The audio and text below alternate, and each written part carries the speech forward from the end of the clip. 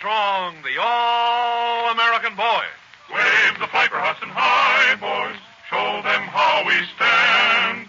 Every stellar team be champions, known throughout the land. Wheaties, Breakfast of Champions, bring you the thrilling adventures of Jack Armstrong, the all-American boy. Got you covered, Hank. Here's one basket you won't get. Oh, yeah. Look out, kid. Here I come. Oh, why, golly, look at that, will you? Jiminy. Right through the basket, slick as a whistle. Boy, if you can keep that up, we'll give that Jefferson High team the fight of their lives next Friday.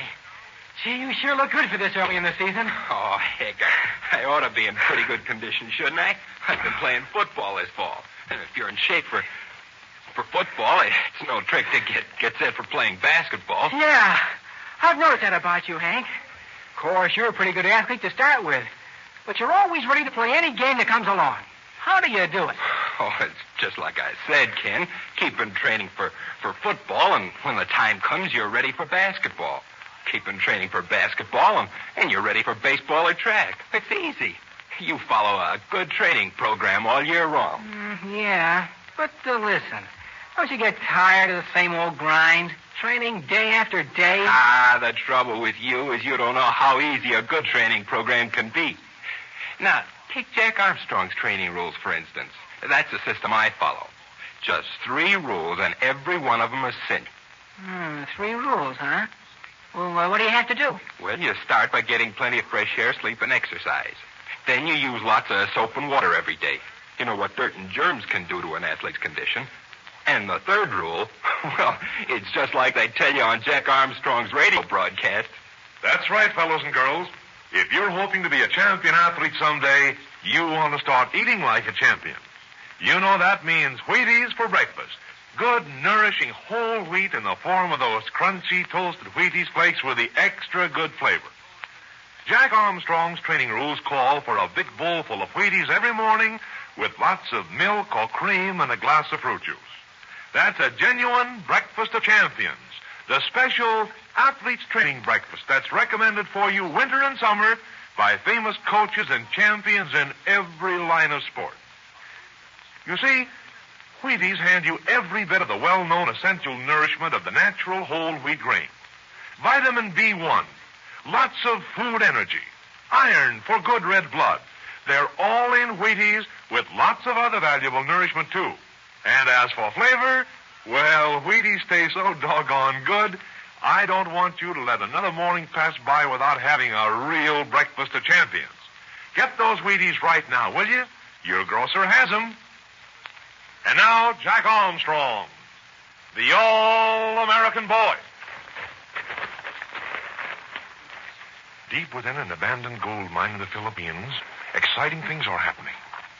The unscrupulous adventurer, Dr. Shepato and Lazaro, have followed Uncle Jim, Jack, Billy, and Betty into the dark mine to steal an important chart and luminous ring, which Uncle Jim needs to recover a quantity of valuable uranium.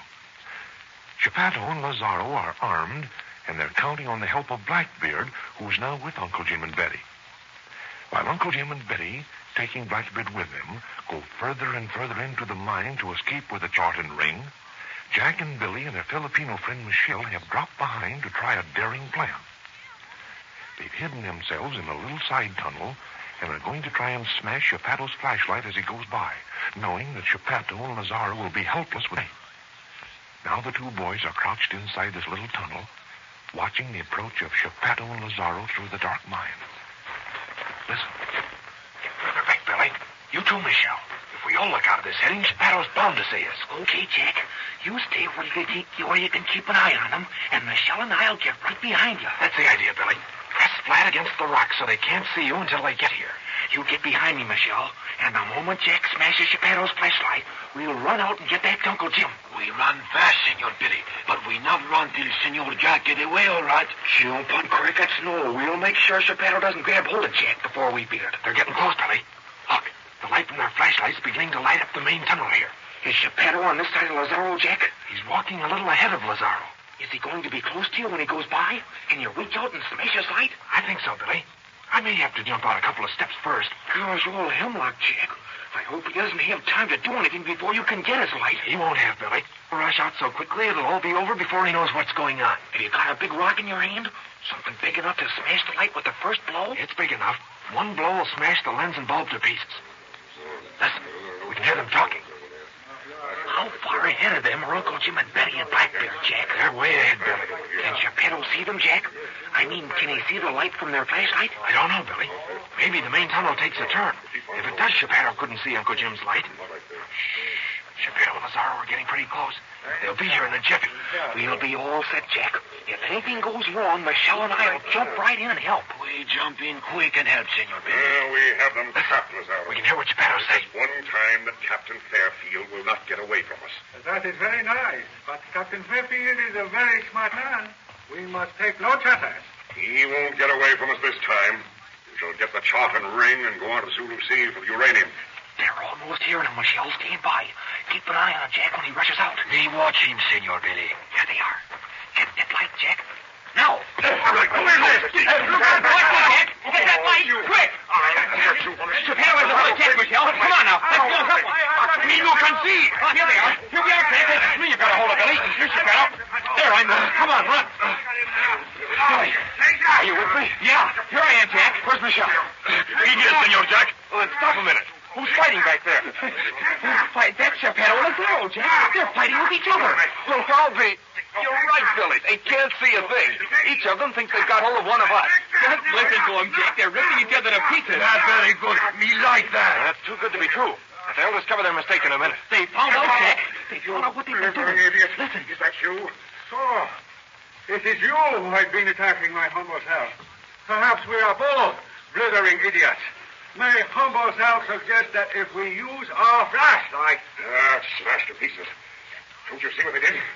Attacked us to smash the light. Truly, Captain Fairfield is a wise man. He knows that without a light, our guns are useless. Yeah, but where are they? Listen for a moment. Perhaps we can hear them. Don't move, Billy. Don't make a sound. I won't, Jack.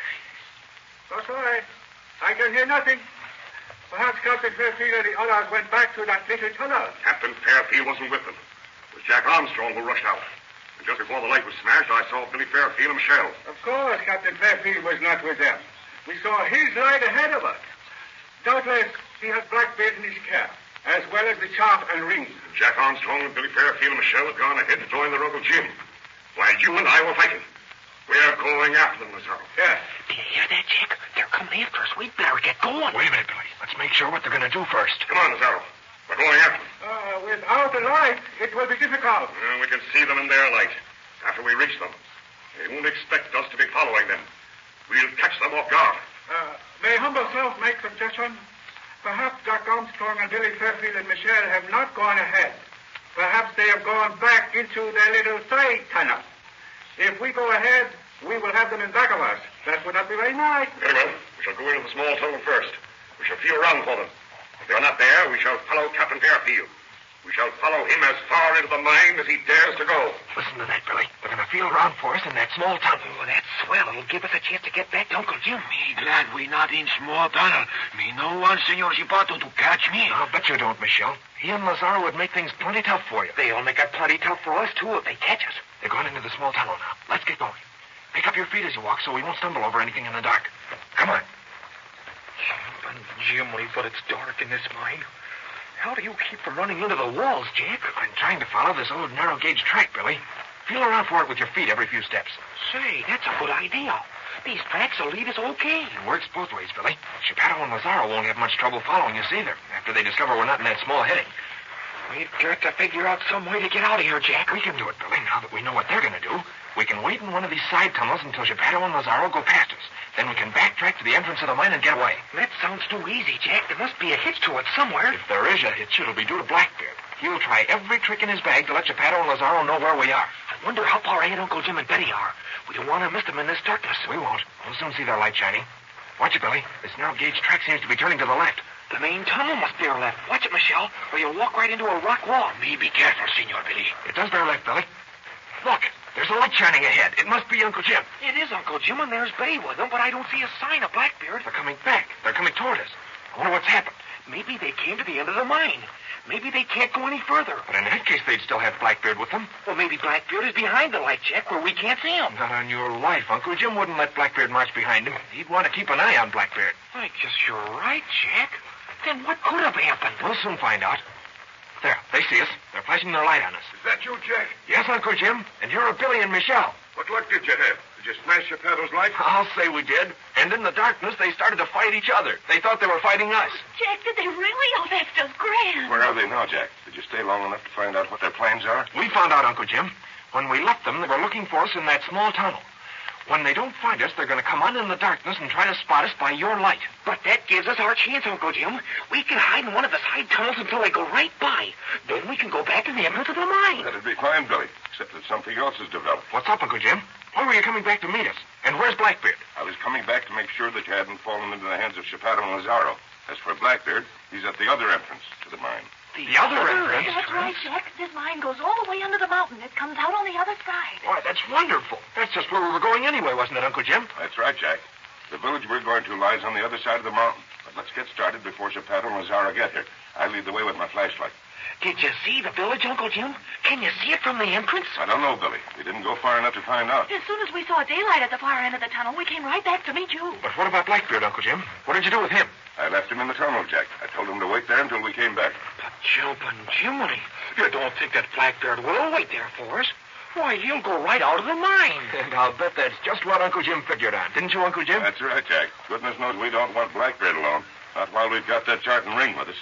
And I didn't want to send him back in the mine to join Geppetto and Lazaro. So I told him to stay right there. He stayed there just 30 seconds, Jack. We looked back and saw him streaking out toward that entrance. When we get out of the mine and down to the village, we'll be all right. The Philippine constabulary has a squad of men in the village. Well, what'll Blackbeard do, Uncle Jim? We don't want him hanging around us after we leave the mine. He won't, Billy. As soon as we clear the entrance, he'll duck back in and go and find Geppetto and Lazaro. He'll have a fine time in the dark. The tunnel turns here. Now, look ahead. You can see daylight at the end of the tunnel. Boy, does that daylight seem good to me. I've forgotten what sunshine and blue sky look like. What are we going to do when we get out of the mine, Uncle Jim? We're going right to that village, Jack. We're going to find out where we can get hold of the constabulary sergeant we're looking for. And then we're going to find him, even if we have to go in among the headhunters. Jumping crickets. I hope this is the close season. I don't think we'll lose our heads, Billy. Look, we can see the valley now. And there's the Little Eagle Road village near that large clearing. When we step out of this mine, we're going to be right in the country of the headhunters.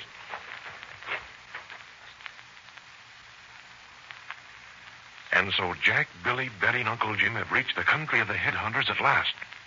If the constabulary sergeant is in the village, their quest into this dangerous country will be ended, and they can return to Manila and start for the Sulu Sea in search of the lost uranium. But say, supposing the constabulary sergeant has left the village and is up among the headhunters themselves, then Jack and the others will have an adventure on their hands. You won't want to miss the exciting sequel that follows. So be on hand at this same time tomorrow for another thrilling episode of The Country of the Headhunters with Jack Armstrong, the All-American Boy. Now, let's make this Breakfast of Champions week at your house, shall we? Starting tomorrow morning, a big bowl full of Wheaties for breakfast with lots of milk or cream and a glass of fruit juice. Stick to Wheaties every morning this week, and I'm sure Wheaties are going to be your regular breakfast favorite from now on. Have you tried Wheaties? They're whole wheat with all of the bran. Won't you try Wheaties? This is Franklin McCormick saying goodbye until tomorrow for General Mills, makers of Wheaties, Breakfast of Champions, who have just presented another episode of Jack Armstrong, the All-American Boy. The